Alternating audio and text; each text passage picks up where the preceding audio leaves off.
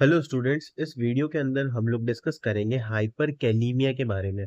Hyper kalaemia जो है वो हमारे पास इलेक्ट्रोलाइट है जो कि हमारी बॉडी के अंदर काफी सारे फंक्शंस के लिए रिस्पॉन्सिबल होता है। सबसे पहले हम लोग यहाँ पर डिस्कस कर लेते हैं दो वर्ड्स को। देखो, जो हाइपर कैलीमिया है ना, ये दो वर्ड से मिलकर बना है।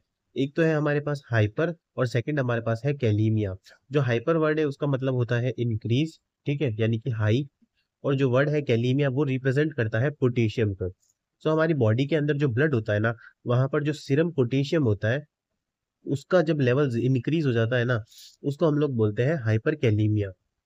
हाइपर कैलीमिया की डेफिनेशन को समझने से पहले हम लोग एक बार देख लेते हैं कि हाइपर कैलीमिया यानी कि पोटेशियम की जो कंडीशन है ना, सबसे पहले पोटेशियम के बारे में देख लेते हैं। पोटेशियम हमारी बॉडी के अंदर क्या क्या करता है। Potassium is a major electrolyte की एक मेजर इलेक्ट्रोलाइट है, ठीक है। It influences both skeletal and cardiac muscles. ये इन्फ्लुएंस करता है, यानी कि स्केलेटल मसल के अंदर भी कुछ चीजें का प्रोवाइड करता है, काम करता है, ठीक है। साथ ही साथ कार्डियक मसल के यहाँ पर भी काम करता है। आपको पता ही होगा, जो हमारे पास सोडियम पोटेशियम पंप होता है ना हमारी कार्डियक सिस्टम के अंदर, वो काफी सारी चीजों के लिए हेल्प करता है। वो जो है हमारे हार्ट को कॉन्ट्रैक्ट करने में हेल्प करता है, ठीक है। इसी के अलावा एक्टिविटी मेंटेनिंग इलेक्ट्रिकल एक्टिविटी है ना। यहाँ पर क्या होता है, हार्ट की जो इलेक्ट्रिकल एक्टिविटी होती है ना, उसको भी ये मेंटेन करता है पोटेशियम। एंड प्रिवेंट एरिथमियास, जो एरिथमियास की कंडीशन होती है जिसके ऊपर मैंने वीडियो अच्छे से बना रखी है, उसको भी जो है यहाँ पर पोटेशियम जो है, जो नॉर्मल अमाउंट में रखता है, बैलेंस रखता है, ठीक है, प्रिवेंट करता है। इसी के अलावा nerve functions, muscle contraction, the normal serum potassium concentration is ranges from 3.5 to 5 milli equivalent per litre. अगर हम लोग बात करें यहाँ पर, जो हमारे पास पोटेशियम का नॉर्मल अमाउंट होता है ना, सीरम पोटेशियम का जो हमारे ब्लड के अंदर, वो कितना होता है, 3.5 से लेकर 5 मिली इक्विवेलेंट पर लीटर, ठीक है। नेक्स्ट हम लोग बात करते हैं इसकी डेफिनेशन के बारे में। अगर डेफिनेशन की बात करें, the potassium level is maintained mainly by kidneys. जो पोटेशियम का लेवल होता है ना, सॉरी, डेफिनेशन से पहले एक और पॉइंट है, ये जो पोटेशियम का लेवल होता है ना, वो हमारी किडनी के थ्रू मेंटेन होता है। So that kidney is the primary regulator of the potassium balance, यानी कि पोटेशियम को बैलेंस करने का प्राइमरी रेगुलेटर या प्राइमरी काम कौन करता है, kidney. If kidney functions impair leads to potassium imbalance. यहाँ से एक चीज़ और समझ में आ गई कि अगर किडनी के अंदर कोई भी प्रॉब्लम होगी उसके फंक्शंस के अंदर, तो पोटेशियम जो है उसका इम्बैलेंस आपको देखने को मिलेगा। नाउ नेक्स्ट हम लोग डिस्कस करते हैं इसकी डेफिनेशन के बारे में। हाइपर कैलीमिया की डेफिनेशन पे आते हैं। Hyperkalemia refers to the elevated level of potassium in the blood. जैसा कि मैंने बताया था, पोटेशियम, सीरम पोटेशियम का जो लेवल होता है ब्लड के अंदर, वो जब बढ़ जाता है तो उसको बोलते हैं hyperkalemia. Serum potassium concentration exceed 5 मिली equivalent per litre. Normal amount अब जो सीरम पोटेशियम का होता है वो हमने डिस्कस किया था, कितना होता है, 3.5 से लेकर 5 मिली इक्विवेलेंट पर लीटर, ठीक है, मिली इक्विवेलेंट पर लीटर। और वहीं पर जो हाइपर कैलीमिया के अंदर ये 5 से ज़्यादा बढ़ जाता है, ठीक है, जो कि आगे काफ़ी सारी चीज़ें कॉज कर सकता है, जिसके अंदर हम लोग सिम्टम्स के अंदर देखेंगे। अब हम लोग बात करते हैं यहाँ पर हाइपर कैलीमिया के क्या क्या कॉजेज़ होते हैं। सबसे पहले समझते हैं कि हाइपर कैलीमिया की कंडीशन किस तरीके से होती है। Excess intake of potassium. कोई भी पर्सन ऐसी डाइट का इनटेक कर रहा है जिसके अंदर पोटेशियम का जो लेवल है ना, वो ज़्यादा है, तो उसकी वजह से क्या होगा, बॉडी के अंदर भी पोटेशियम का लेवल बढ़ेगा और ये जो हाइपर कैलीमिया की कंडीशन है, ये पेशेंट को होने के चांसेस हाई हो जाते हैं। इसी के अलावा नेक्स्ट है हमारे पास डिक्रीज पोटेशियम एक्सक्रिएशन। बॉडी से जब पोटेशियम बाहर कम निकलेगा ना, तो उस कंडीशन की वजह से भी बॉडी में पोटेशियम जो है उसकी मात्रा बढ़ सकती है और पेशेंट को हाइपर कैलीमिया हो सकता है। इसी के अलावा ऊपर देखा था हमने कि किडनी में कोई प्रॉब्लम है, तो यानी कि क्रोनिक किडनी डिजीज या रीनल फेलियर अगर किसी को भी है, तो उस कंडीशन के अंदर क्या हो सकता है, हाइपर कैलीमिया। इसी के अलावा एडिसन्स डिजीज भी इसके लिए रिस्पॉन्सिबल होती है। एडिसन्स डिजीज़ के ऊपर मैंने एंडोक्राइन डिसऑर्डर्स के अंदर बहुत अच्छे से वीडियो बना रखी है, आप चाहो समझ भी सकते हो उसको जाकर। नेक्स्ट हमारे पास है डाईयूरेटिक्स। डाईयूरेटिक्स ऐसी ड्रग होती है जो कि यूरिन का आउटपुट इंक्रीज कर देती है, ठीक है। यूरिन का अगर आउटपुट जो है वो इंक्रीज होगा, ठीक है, तो उस कंडीशन के अंदर भी हाइपर कैलीमिया हो सकता है। इसी के अलावा एसिडोसिस, एसिडोसिस के ऊपर वीडियो बना रखी है। एसिडोसिस की जो कंडीशन होती है वो भी रेस्पॉन्सिबल होती है पोटेशियम के इंक्रीज लेवल के लिए। इसी के अलावा टिश्यू डैमेज लाइक बर्न की कंडीशन के अंदर जब हमारी बॉडी के अंदर फ्लूइड लेवल इम्बैलेंस होता है, जिसकी वजह से हाइपर कैलीमिया हो सकता है। इंसुलिन की डेफिशिएंसी भी यहाँ पर रिस्पॉन्सिबल होती है हाइपर कैलीमिया के लिए।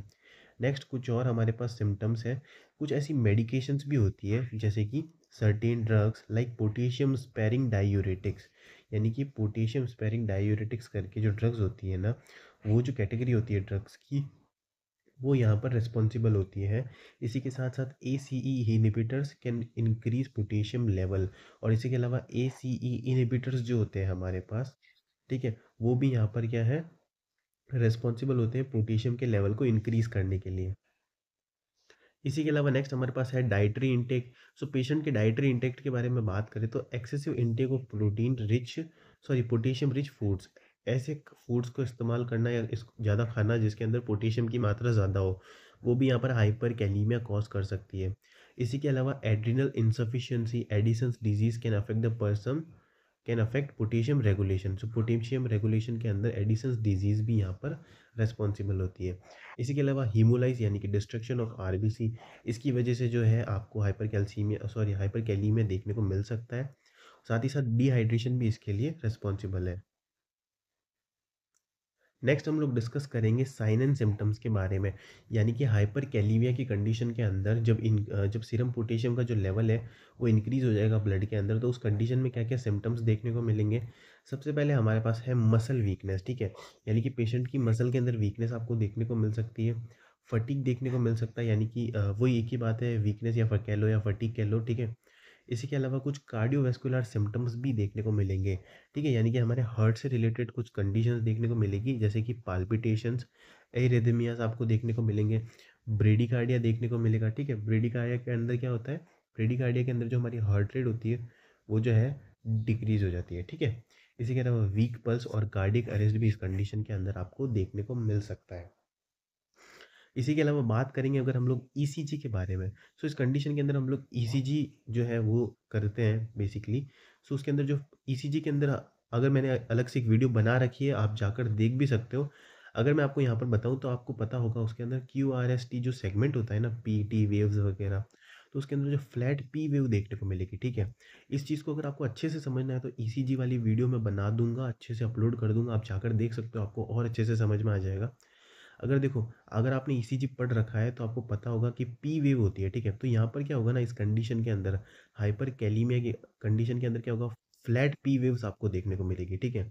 साथ ही साथ टॉल पीक्ड टी वेव्स और वाइडेंट क्यूआरएस कॉम्प्लेक्स, जो क्यूआरएस कॉम्प्लेक्स होगा वो ज़्यादा वाइड हो जाएगा, ठीक है।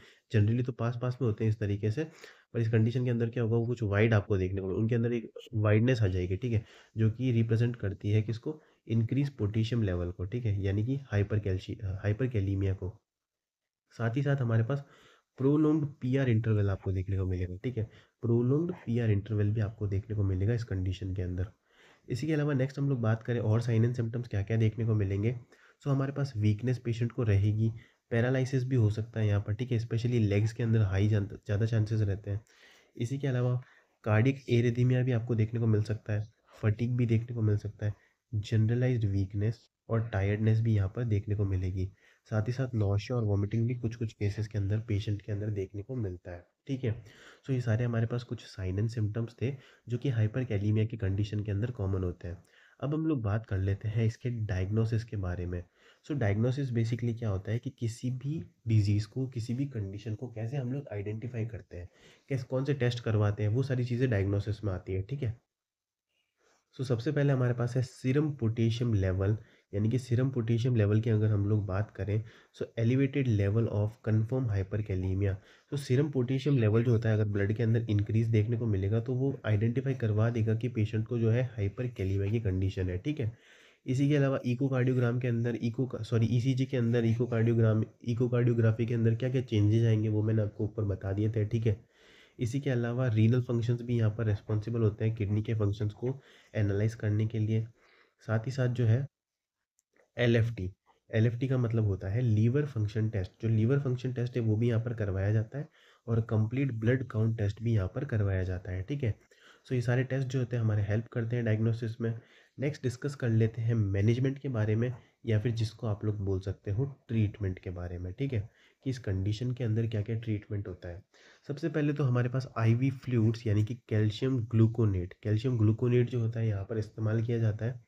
इंसुलिन और ग्लूकोज जो होता है वो भी यहाँ पर एडमिनिस्टर किया जाता है इंट्रावीनस रूट से, ठीक है।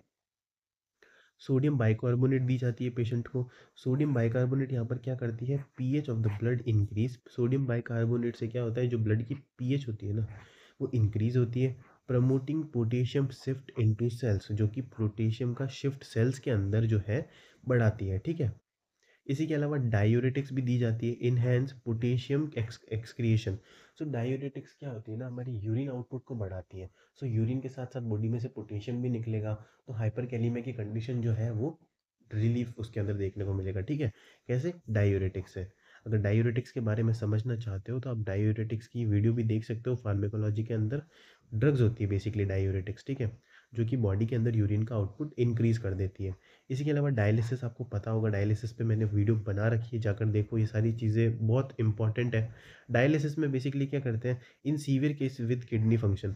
सो जब किडनी फंक्शन नहीं कर पाती है ना प्रॉपरली, तो एक डायलिसिस एक प्रोसीजर होता है जिसके थ्रू क्या करते हैं ना, ब्लड को बॉडी से बाहर निकालते हैं, उसको फिल्टर करते हैं और वापस बॉडी के अंदर चढ़ा देते हैं, ठीक है। जिससे क्या होता है, किडनी का जो काम होता है वो डायलिसिस के प्रोसेस से हो जाता है। इसी के अलावा डाइटरी रिस्ट्रिक्शंस ऑफ पोटेशियम, यानी कि पोटेशियम की मात्रा बॉडी में ज़्यादा है, इसलिए डाइटरी रिस्ट्रिक्शंस करेंगे, ऐसे खान पान पेशेंट को मना करेंगे जिनके अंदर जो है पोटेशियम का अमाउंट ज़्यादा होता है। सो आई होप आपको पूरा टॉपिक समझ में आया होगा हाइपर कैलीमिया। अगर आप चाहो तो इस पीडीएफ को भी डाउनलोड कर सकते हो हमारे टेलीग्राम चैनल NSG लाइब्रेरी को जाकर ज्वाइन करके।